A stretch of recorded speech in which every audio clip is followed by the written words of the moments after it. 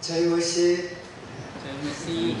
무슨 말인가 모르시겠죠. 예, 제가 네팔 말로 저희것이 하면 예수 승리예요. 네팔은 그 성도들이 인사가 저희것이 그래요. 예, 그리고 일반 그 믿지 않는 분들은 그 너머스테 그러니까 너머스테 그러는데 너머스테라는 그 뜻이 뭔가 하면은 내가 믿고 있는 신 혹은 당신이 믿고 있는 신이 당신을 축복하기를 원합니다 하는 그런 뜻이 있어요. 그래서 처음에 그 이야기를 들으면은 조금 이렇게 와닿지 않아요. 이게 좀 찝찝해. 내가 나마스테를 해야 될지 그냥 하이 그렇게 이야기해야 될지 참 어려워요. 그런데 이제 세월이 지나 보니까 그것도 뭐 참 좋은 것 같아요. 그 사람을 축복해 주는 거니까. 근데 이제 네팔 사람들은 따로 자기들이 우리는 너머스테 안 쓴다. 저희 머시 할 거야. 그래갖고 저희 하면은 승리, 예수 하는 거예요. 저희 머시 하는 메시아예요. 이렇게 메시아 승리 이런 뜻이 있습니다. 그러니까 우리 스르스티가 여기 성결대학에 공부하러 왔어요. 그래서 다행히 목사님 말씀을 들으니까 교회를 찾아서 여기까지 왔대요. 혼자 제 발로 걸어서. 그러나 얼마나 그 믿음이 귀하고 고귀한지 그 이야기 듣고 내가 아프지만 얼굴을 한번 보고 싶어서 왔었어요. 와서 지난번에 목사님하고 여러 친구가 더 있는데 만나가지고 식사도 하고 이제 계속 여기 네팔 학생들도 여기 한 70명이 와서 공부를 하는 겁니다. 여러분들이 기도해 주셔서 이곳에 학생들이 와서 다 예수 믿고 여기서 신앙을 좀 키워가지고 네팔에 돌아가든 어디를 가든 하나님의 일꾼으로서 살아갈 수 있도록 여러분들 기도해 주셨으면 좋겠어요. 네. 그 우리 스로소띠가 아까 그 목사님 말씀하셨듯이 네팔에는 그 스로소띠라는 그 이름을 참 많이 가지고 있어요. 이게 신 이름이에요. 힌두 신 이름인데 힌두 신도 지혜의 신이라는 게 있어요. 그 지혜의 신 이름이에요. 그래서 지혜를 이렇게 담고 싶어가지고 사람들이 많이 이름을 지어요. 그리고 우리 스로소띠도 이제 그런 뜻의 이름이 있어요. 그래서 오늘 나와서 찬양 한 곡 하고 그 찬양은 제가 아까 선곡을 했는데 전혀 모르는 찬양을 하면은 여러분들이 이해하기 좀 그래서 곡은 여러분들이 들으면 금방 알 거예요. 그렇게 그 내용이에요. 제가 따로 설명할 필요도 없어요. 그래서 그거를 불러보도록 그렇게 하겠습니다. 스로스티 앞으로 오른쪽 자기 소개를 좀 하도록 하겠습니다. 안녕하세요.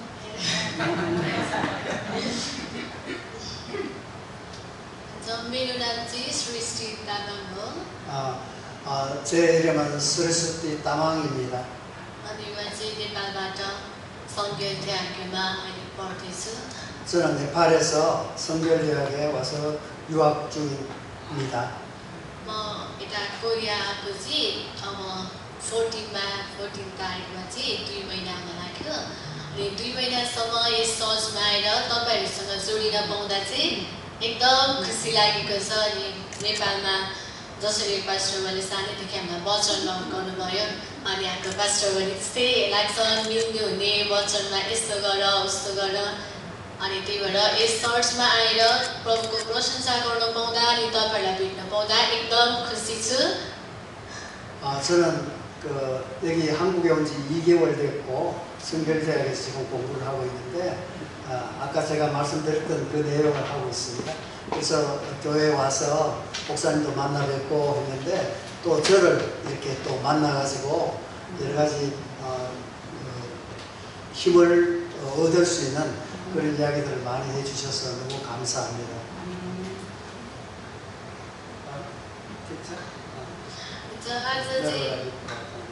मेरो लागि प्रार्थना गरिदिनु होला. जति बेला समय हेर्छौँ पढ्दै गर्दाखेरि प्रभुले ज्ञान बुद्धि दिनु भएको होस्. एउटा बाहिरबाट आउँदै गर्दा अब नेपालबाट अरूको ठाउँमा आउँदै गर्दा यतिको एजमा चाहिँ पढाइ काम आफ्नो जीवनमा कति कुरा स्ट्रगल गर्न चाहिँ गाह्रो गाह्रो हुन्छ आफूलाई तर पनि सबै परिस्थितिमा प्रभुले हामीलाई सहायता दिनुहुन्छ एउटा आशा त्यो भनेर अनि सबै कुरा राम्रो होस् भनेर प्रार्थना गरिदिनु होला 우선 저를 위해서 기도를 많이 해주시기 바랍니다. 네팔에서 여기 왔기 때문에 모르는 것도 많고 그렇기 때문에 항상 하나님 지혜 주시고 그리고 돕는 분들을 붙여주셔서 이 공부를 잘 마치고 돌아갈 수 있도록 여러분 기도를 부탁드립니다. हुन्छ हामी चाहिँ एउटा नेपाली गीत गाउनेछौँ मलाई चाहिँ केही थाहा थिएन अनि उहाँले अघि भन्नुभएको नेपालको एउटा गीत गाउन भन्नुभएको थियो केही स्पेसल अनि केही तयारी चाहिँ थिएन जस्तो भए पनि तपाईँहरूले सुनिदिनु होला किनकि हाम्रो भाषा फरक होला मान्छे फरक होला देश फरक होला तर हाम्रो एउटै उद्देश्य छ कि हाम्रो सबै परिस्थितिबाट प्रभु उचालिनुपर्छ हामी 아까 저한테 이야기할 때는 앞에 나가서 무슨 말을 할지 하나도 생각이 안 났는데 네가 딱 마이크를 쥐니까 저보다 아까보다 더 말을 잘하겠어요. 그래서 여기 나와서 지금 찬송을 하나 올려드리고 그리고 잘 못하지만 여러분들이 기도해 주시고 은혜가 충만할 수 있도록 기도해 주시길 부탁드립니다. 반주가 없으니까 그냥 무반주로 हामी चाहिँ धन्यवादी भई उहाँको ढोकाभित्र बस्नेछौँ भन्ने गीत चाहिँ गाउँदै परमेश्वरलाई चाहिँ उचाल्नेछौँ 찬송 제목은 धन्यवादी भई उहाँको ढोकाभित्र बस्ने छु입니다.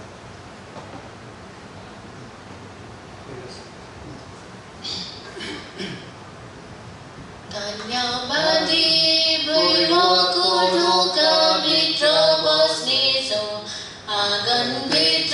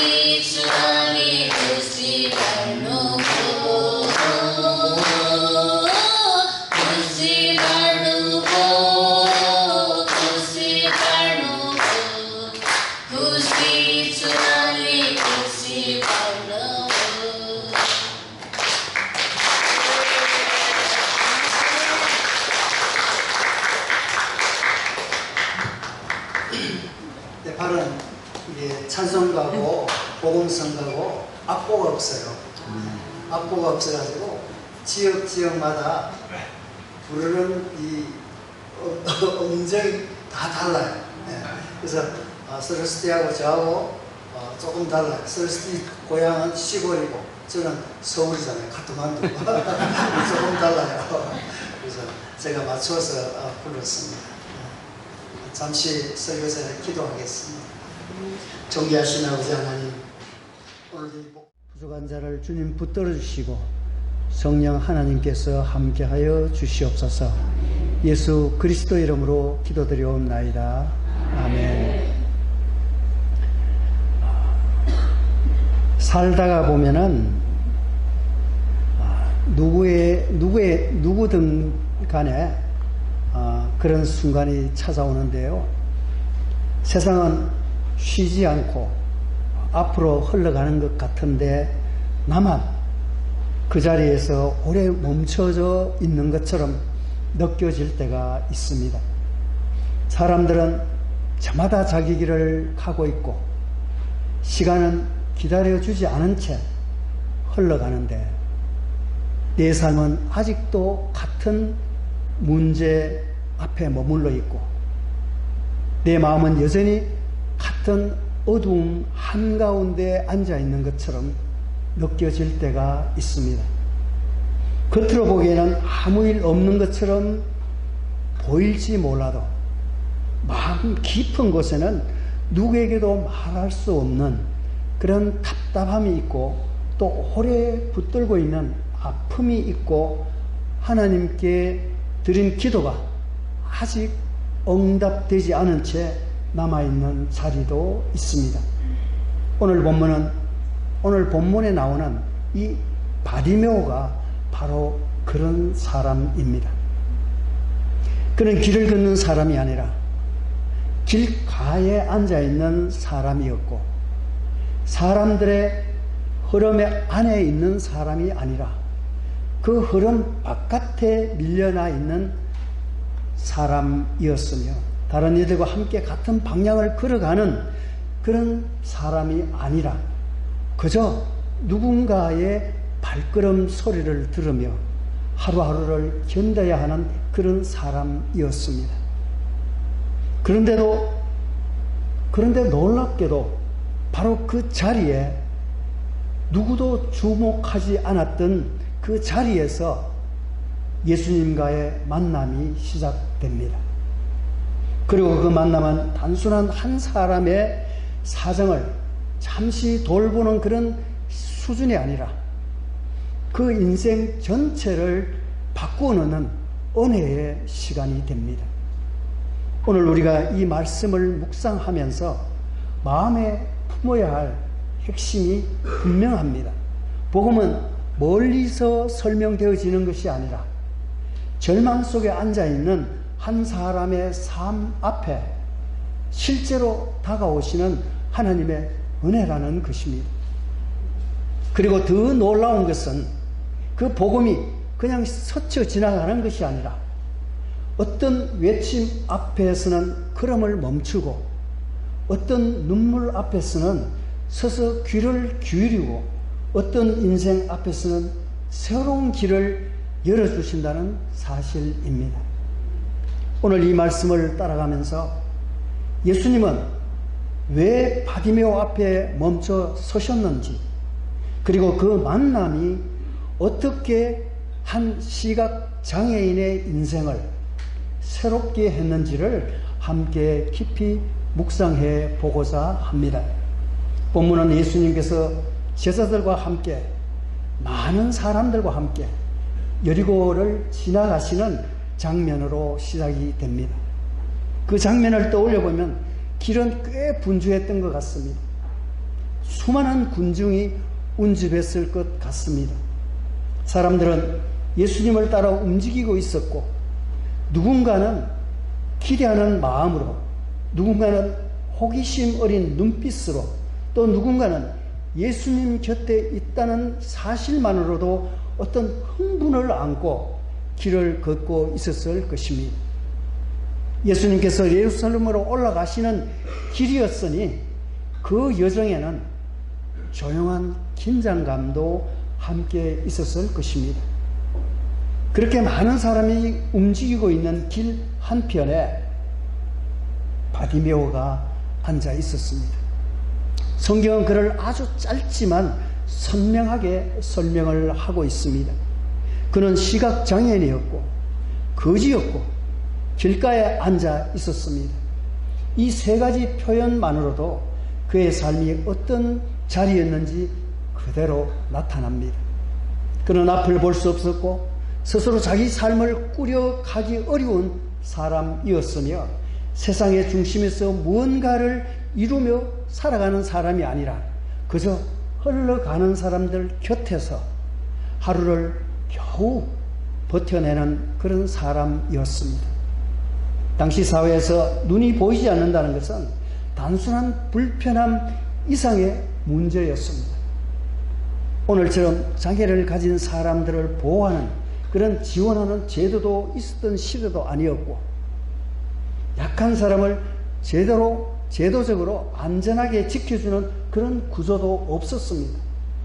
그러니 그 시각장애는 곧 생존의 위기였고, 그 생존의 위기는 다시 사회적 소외와 외로움으로 이어졌을 것입니다. 더구나 그는 거지였습니다. 이는 단지 경제적으로 어렵다는 정도를 넘어 다른 사람들의 손길을 의존해야만 살아갈 수 있는 상태를 의미합니다. 누군가 멈춰서서 베풀어 주지 않으면 오늘 하루도 견디기 어려운 삶, 사람들의 시선과 동정이 끊어지면 그대로 어둠 속에 남아 있어야 하는 삶이 바로 바디메오의 삶이었습니다. 그리고 그는 길가에 앉아 있었습니다. 이 표현은 참 많은 것을 생각하게 합니다. 길 위에 있는 사람은 목적지를 향해 갑니다. 그러나 길가에 있는 사람은 남의 발걸음을 바라볼 뿐 자기 발걸음은 내딛지 못하는 사람입니다. 길 위에 있는 사람은 움직일 수 있지만 길가에 있는 사람은 움직임에서 밀려난 사람입니다. 세상은 흘러가는데 그는 그 흘러감의 바깥에 놓여 있었습니다. 우리도 때때로 그런 마음이 듭니다. 모든 것이 잘 돌아가는 것 같은 세상 속에서 나만 한 걸음도 내딛지 못한 채 멈춰 있는 것 같고, 사람들은 다 자기 인생의 계절을 지나는데 나 같은 자리에서 오랫동안 같은 문제를 붙들고 있는 것 같기도 하고, 다른 사람에게는 잘 보이지 않아도 내 마음은 오래된 어둠 속에 앉아있는 것처럼 느껴질 때가 있습니다. 그런데 오늘 본문은 바로 그런 자리를 외면하지 않습니다. 이 말씀이 우리에게 주는 첫 번째 위로는 바로 이것입니다. 예수님은 길가에 앉아있는 사람을 그냥 지나치지 않으신다는 것입니다. 세상은 중심에 선 사람을 먼저 보지만 주님은 가장자리에 있는 사람도 보십니다. 사람들은 한 사람의 이름을 잊어버릴지 몰라도 성경은 그의 이름을 기록하고 주님은 그 존재를 기억하십니다. 바디메오의 이름이 본문 안에 남아있는 것은 그래서 참 의미가 큽니다. 사람들에게는 맹인 거지 하나였을지 몰라도 주님께서는 결코 익명의 존재가 아니었습니다. 바디메오는 눈이 보이지 않았지만 듣고는 있었습니다. 그는 사람들의 움직임과 웅성거림 속에서 예수님이 지나가신다는 말씀을 들었습니다. 어쩌면 그 순간이 그의 삶 전체에서 가장 중요한 순간이었는지 모릅니다. 왜냐하면 그는 그 예수님을 통해서 그 예수님을 지금 처음 듣는 것이 아니라 이미 여러 이야기를 통해서 예수님이라는 분이 어떤 분이신지를 조금씩 마음에 담아두는 그런 사람이었을 가능성이 큽니다. 병든 자를 고쳤다는 소식, 귀신 들린 자를 자유롭게 하셨다는 이야기, 세리와 죄인들과 함께 식사를 하셨다는 그런 소문, 다른 사람들이 외면하는 사람들에게도 손을 내미셨다는 그런 이야기들이 그의 귀에도 들어갔을 것입니다. 그런 예수님의 얼굴을 본 적은 없었지만 예수님의 마음을 전해 듣고 있었는지도 모릅니다. 그리고 그 예수님이 지금 자기 곁을 지나가신다는 말을 들었을 때 그의 마음속에 있던 마지막 소망이 다시 살아났을 것입니다. 그 순간 바디메오는 깨달았을 것입니다. 지금 외치지 않으면 안 된다고. 지금 이 순간이 지나가 버리면 또다시 길가에 앉아 구걸하며 이전처럼 살아가야 할지 모른다고. 사람들의 눈치를 보는 것보다 예수님을 붙드는 것이 더 중요하다고 말입니다. 그래서 그는 큰 소리로 부르짖습니다. 다윗의 자손 예수여 나를 불쌍히 여기소서. 이 외침은 단순한 도움의 요청이 아닙니다. 다윗의 자손이라는 표현 속에는 예수님을 메시아로 알아보는 그런 신앙의 고백이 담겨 있습니다. 많은 사람들은 예수님을 가까이 보고도 그분이 누구신지를 깊이 깨닫지 못했지만 바디메오는 보지 못한 몸으로도 예수님을 바르게 부르고 있었습니다. 이것이 믿음의 신비입니다. 육신의 눈이 밝다고 해서 하나님을 바로 아는 것이 아니며 오히려 깊은 결핍 속에 있는 사람이 더 분명하게 주님을 알아보는 때가 있습니다. 바디메오는 빛을 보지 못한 사람이었지만 자기 인생을 바뀌실 분이 누구인지는 알고 있었습니다. 그리고 그가 드린 기도는 짧지만 매우 깊고 간절했습니다. 나를 불쌍히 여겨 주소서. 그는 자기 억울함을 길게 설명하지 않았고 자신이 얼마나 비참한지 장황하게 늘어놓지도 않았습니다. 그는 오직 주님의 자비 하나를 붙잡았습니다. 하나님 앞에 선 사람은 결국 이 자리로 돌아오게 됩니다. 내가 무엇을 내세울 수 있는 사람이 아니라는 것을 알고 내게 정말 필요한 것은 하나님의 긍휼이라는 것을 알게 될 때 기도는 길어지기보다 오히려 본질에 가까워집니다. 주님, 나를 불쌍히 여겨 주시옵소서. 이 한마디 속에는 그의 절망도 들어있고 그의 믿음도 들어있고 그가 예수님밖에 붙들 뿐이 없다는 고백도 함께 들어있는 것입니다. 우리의 기도도 결국 바디메오와 같은 이런 자리에서 깊어집니다. 하나님 앞에서 많은 것을 정리해서 말하려고 하다가도 정작 마음 깊은 곳에서는 한마디만 남는 때가 있습니다. 주님, 나를 긍휼히 여겨 주십시오. 이 기도는 약한 사람의 기도이면서 동시에 가장 복음적인 기도입니다. 왜냐하면 복음은 자격 있는 사람을 위한 선물이 아니라 자비 없이는 살 수 없는 사람에게 임하는 은혜이기 때문입니다. 바디메오가 그 많은 군정들 속에서 외치기 시작하자 많은 사람들이 그를 꾸짖었습니다. 조용히 하라고, 잠잠하라고, 더 이상 소리를 지르지 말아라고 말을 하고 있습니다. 이 장면은 본문 속에서 짧게 지나가지만 매우 중요한 의미를 담고 있습니다.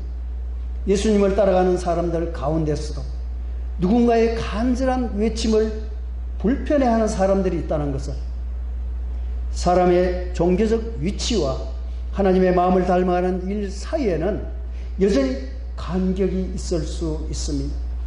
예수님이 가까이 있다고 해서 예수님의 시선이 곧바로 닿는 것이 아니며 예수님을 따라다닌다고 해서 자동으로 예수님의 마음을 갖게 되는 것도 아닙니다. 아마 사람들은 바디메오가 시끄럽다고 생각했을 것입니다. 질서를 깨뜨린다고 여길 수도 있을 것이고 거지 하나가 너무 앞에 나선다고 여겼을지도 모릅니다. 그 당시 그 상황을 여러분 잠시 상상해 보십시오. 그 시절에 예수님의 소문은 사방팔방으로 많은 소문이 나 있었습니다. 그 예수님을 보기 위해서 얼마나 많은 군중들이 모였을까요? 더구나 여리고 가는 그런 길이었습니다. 그런데 바디메오가 그 거지가 뭐 밥을 제대로 얻어 먹었겠어요? 늘 누가 풍족하게 음식을 갖다 주는 사람이 있었겠어요? 아마도 굶었을 수도 있을 거예요. 그런 상황에서 예수님을 그 많은 군중 속에서 그 시끄러운 가운데서 예수님을 불렀을 때 어떻게 불렀을까요? 예수님, 주님, 예수여 이렇게 불렀을까요? 사력을 다했을 것입니다. 내가 지금 이 시간 예수님을 멈춰 세우지 않는다면 나는 더 이상 미래가 없을 것. 죽기 살기로 불렀을 거예요. 목이 터지라고, 목에서 피가 나올 정도로 외쳐 불렀을 겁니다. 그래야지만 더 들리죠. 바디메오에게는 지금 사람들이 기분을 맞추는데 그 기분을 맞추는 것이 중요한 일이 아니었습니다. 그는 오직 하나, 예수님을 놓치지 않는 것이 중요했습니다. 그래서 그는 멈추지 않았습니다. 성경은 그가 더욱 크게 외쳤다고 말하고 있습니다. 참된 믿음은 조용한 환경 속에서만 자라는 것이 아닙니다. 오히려 방해가 있을 때 더 분명해지는 것이 바로 믿음입니다. 주님께 나아가려 할수록 우리 안팎에서 여러 소리가 들릴 때가 있습니다. 이제 와서 무슨 변화가 있겠느냐? 내 인생이 정말 달라질 수 있겠느냐? 기도한다고 뭐가 달라지겠냐는 그런 소리들이 마음을 흔들 때가 있습니다. 때로는 사람의 입술을 통해 들리기도 하고, 때로는 내 안에 체념의 목소리로 들리기도 합니다. 그런데 바로 그 믿음은 바로 그런 자리에서, 그 자리에서 더 분명한 방향을 선택을 합니다. 사람들의 반응보다 예수님을 더 크게 붙드는 것입니다. 바디메오가 더 크게 외쳤다는 것은 단지 목소리의 크기가 커졌다는 말이 아닙니다. 그의 믿음이 더 선명해졌다는 뜻입니다. 막는 소리가 들릴수록 오히려 그는 자기에게 정말 필요한 분이 누구인지를 더 분명히 붙들었던 것입니다. 사람의 말에 흔들리기보다 예수님의 자비를 더 간절히 붙드는 자리로 들어간 것입니다. 그래서 그의 외침은 점점 더 절박하고 동시에 더 진실해지고 있는 것입니다. 다윗의 자손이여, 나를 불쌍히 여기소서. 이 기도에는 이제 체면도 없고 계산도 없습니다. 다만 예수님을 놓치면 안 된다는 믿음 하나만 남아 있습니다. 우리의 신앙에도 이런 순간이 반드시 있어야 합니다. 있습니다. 내가 하나님 앞에 가까이 가려고 할 때 내 안에 두려움과 낙심, 주변의 차가운 시선, 반복되는 실패의 기억이 나를 다시 주저앉히려고 할 때가 있습니다. 그러나 오늘 바디메오를 통해 주님은 우리에게 가르쳐 주십니다. 믿음은 방해가 없어서 믿음이 아니라 방해 속에서도 주님을 포기하지 않는 것이 믿음이라는 사실을 말합니다. 참 믿음은 삶이 다 정돈된 후에 드리는 그런 착한 예쁜 고백이 아니라 아직 모든 것이 어둡고 아직 아무것도 달라지지 않았어도 그럼에도 불구하고 예수님을 향해 다시 부르는 것입니다. 그리고 마침내 본문의 가장 깊은 자리로 이제 들어갑니다. 예수님께서 물러서서 이 짧은 말씀 속에는 오늘 본문의 가장 모든 감동이 들어 있습니다. 예수님께서 멈춰 서셨습니다. 수많은 사람들 가운데 한 사람 때문에 사람들이 시끄럽다고 조용히 시키던 그 한 사람 때문에 세상의 눈으로 보면 별로 중요해 보이지 않는 그 한 사람 때문에 예수님께서는 걸음을 멈추셨습니다. 이 장면이 우리에게 주는 울림은 너무나 큽니다. 예수님은 지금 예루살렘으로 가시는 길이었습니다.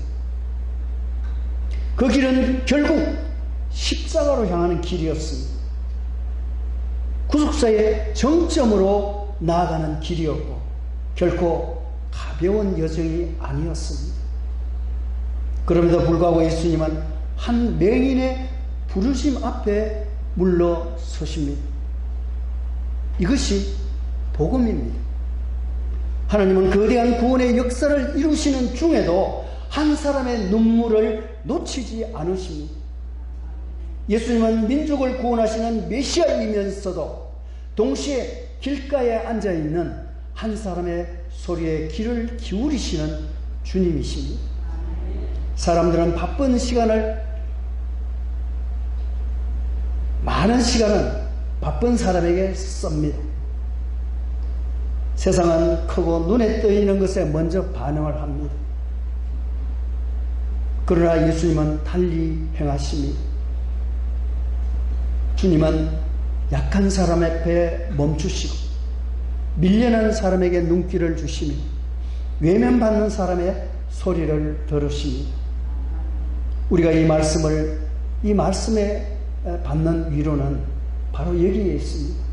주님은 너무 크신 분이라서 내 작은 아픔을 그냥 지나치시는 분이 아니시라, 오히려 너무 크신 분이시기 때문에 한 사람의 작은 신음까지도 놓치지 않으십니다.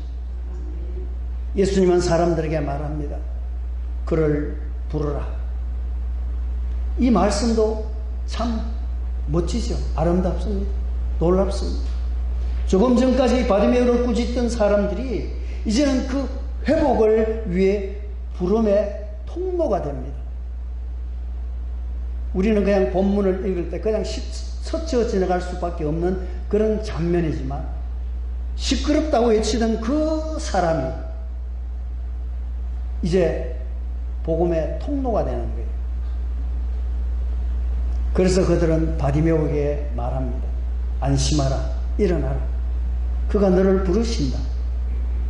방금 전까지 그를 막던 입술이 이제는 위로의 입술이 되고, 침묵을 강요하던 사람들이 이제는 희망을 전하는 사람들이 됩니다. 복음이 임하면 이렇게 사람들의 태도가 달라집니다.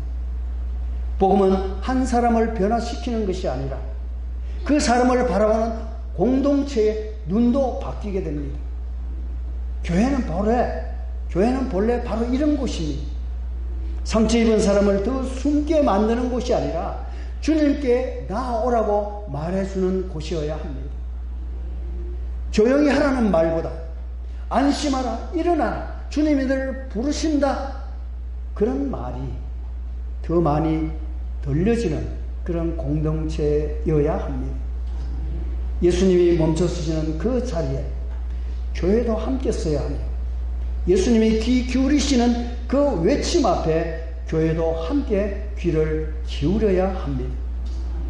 예수님의 부르심을 들은 바디메오는 곧바로 반응합니다.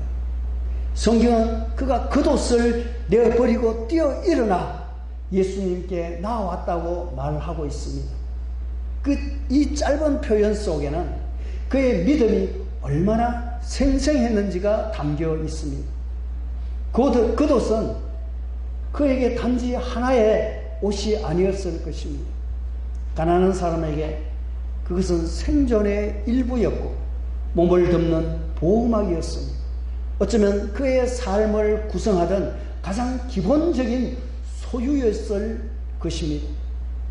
그런데 그는 그것을 벗어 던집니다. 왜냐하면 이제 그에게 가장 중요한 것은 익숙한 삶의 자리를 붙드는 것이 아니라 자신을 부르시는 그 주님께 나아가는 일이기 때문입니다. 믿음은 언제나 이렇게 구체적인 반응으로 나타납니다. 마음으로만 감동을 느끼는 데서 멈추지 않고 이제 실제로 일어나고 과거의 자리를 떠나고 주님을 향하게 되는 것입니다. 바디메오는 아직 눈을 뜬 상태가 아니었습니다. 아직 아무것도 손에 쥔 상태가 아니었습니다. 그럼에도 그는 움직였습니다. 이것이 믿음의 아름다움입니다. 오묘함입니다.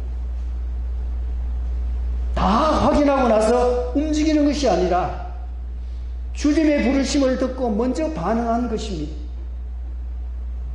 보이지 않아도 가는 것, 아직 결과가 없는데도 일어나는 것, 이 모든 것이 믿음의 발걸음입니다.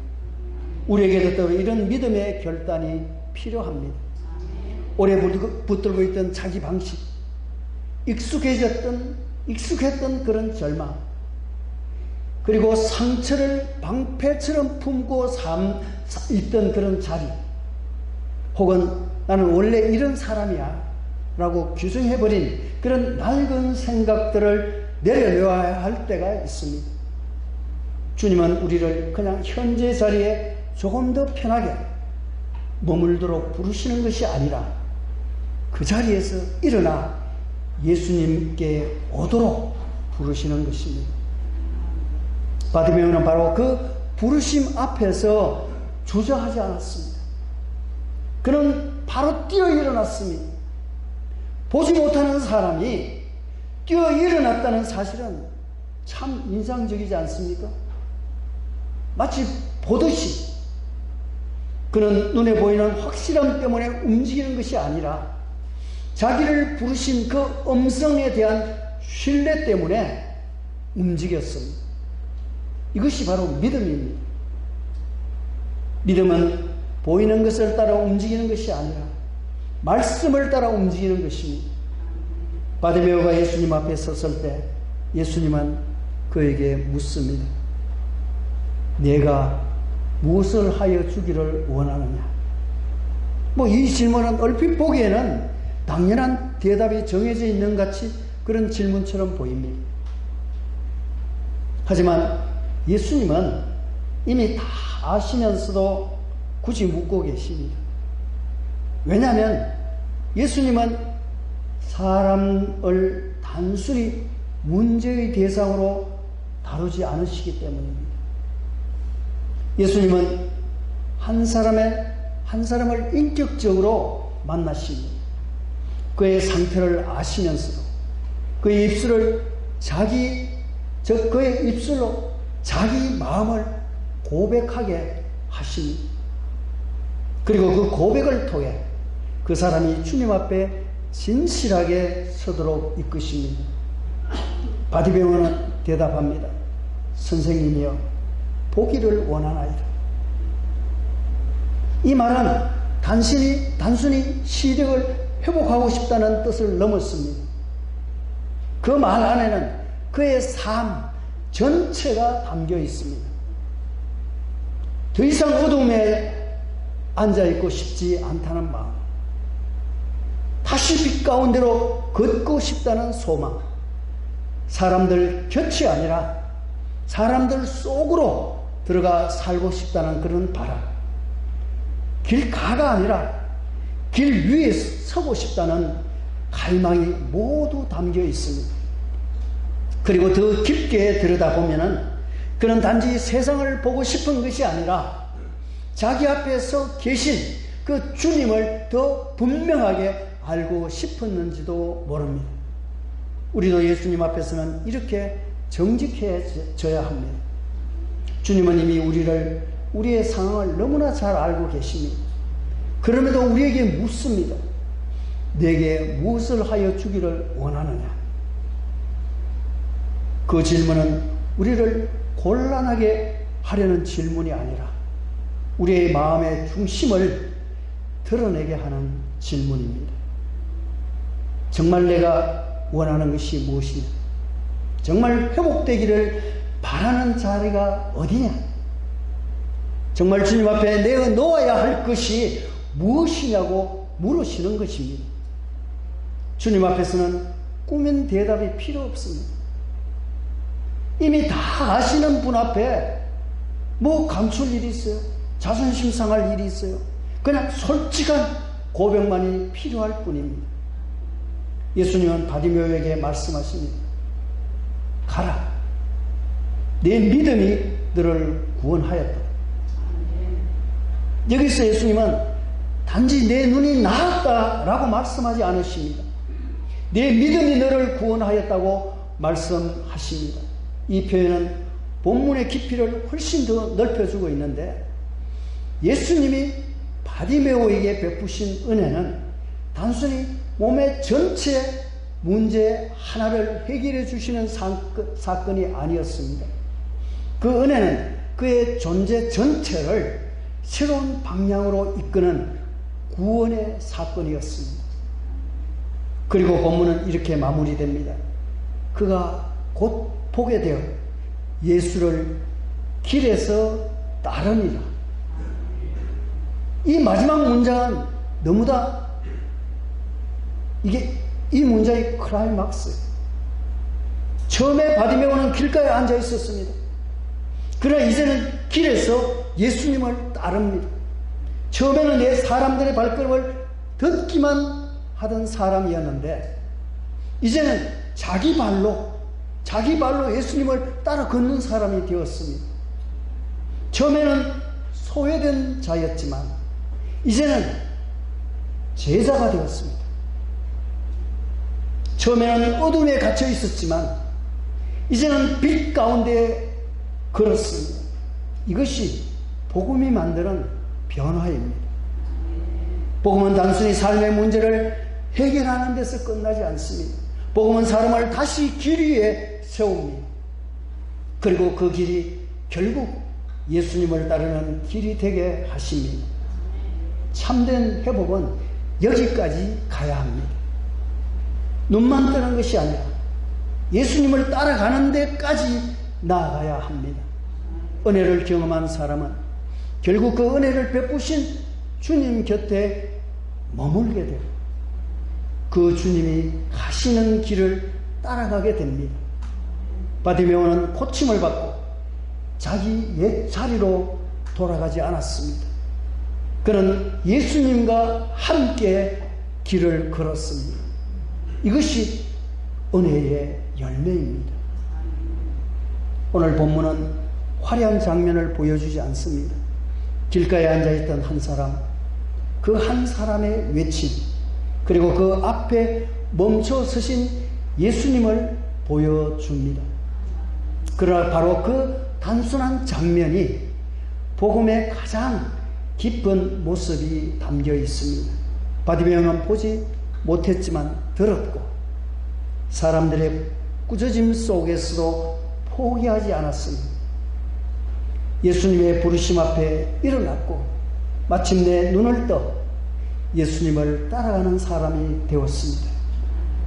그의 이야기는 결국 한 맹인의 치유 이야기라기보다 한 사람이 예수님을 만나 인생의 자리가 바뀌는 그런 이야기입니다. 우리의 삶에도 길가 같은 시간이 있었습니다.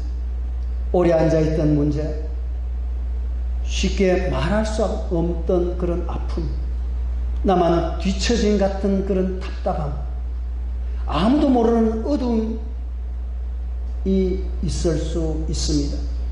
그러나 오늘의 말씀은 조용히 그러나 분명하게 말해 줍니다. 그런 자리에서도 예수님은 지나가고 그런 외침 앞에서 예수님은 멈춰 서시고 그런 사람을 예수님은 다시 길 위에 세우신다는 것입니다. 그러므로 오늘 우리가 붙들어야 할 것은 그다지 큰 것이 아닙니다. 다만 바디메오처럼 주님을 부르는 것입니다. 사람들의 소리보다 주님의 자비를 더 붙드는 것입니다. 그리고 주님의 부르심이 들릴 때까지 그리고 더 미루지 않고 일어나 그분께 나아가는 것입니다. 복음은 지나가기만 하지 않습니다. 복음은 멈춰 섭니다. 그리고 그 멈춤은 한 사람을 다시 살게 합니다.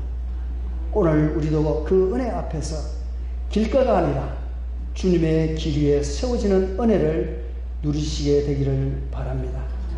주님, 오늘도 저희를 그냥 지나치지 않으시고 말씀으로 찾아와 주셔서 감사하옵나이다. 길가에 앉아있던 바디메오를 불러 세우셨던 주님, 저희의 지친 마음과 낙심한 삶도 다시 일으켜 세워 주시옵소서. 저희가 사람의 소리보다도 주님의 음성에 귀 기울이게 하시고 어두움보다 주님의 자비를 더 바라보게 하시며 받은 은혜를 붙들고 끝까지 주님을 따라가게 하옵소서. 살아계신 예수 그리스도의 이름으로 기도드리옵나이다. 아멘. 아멘. 감사합니다. 하나님께 영광의 박수 올려드립니다.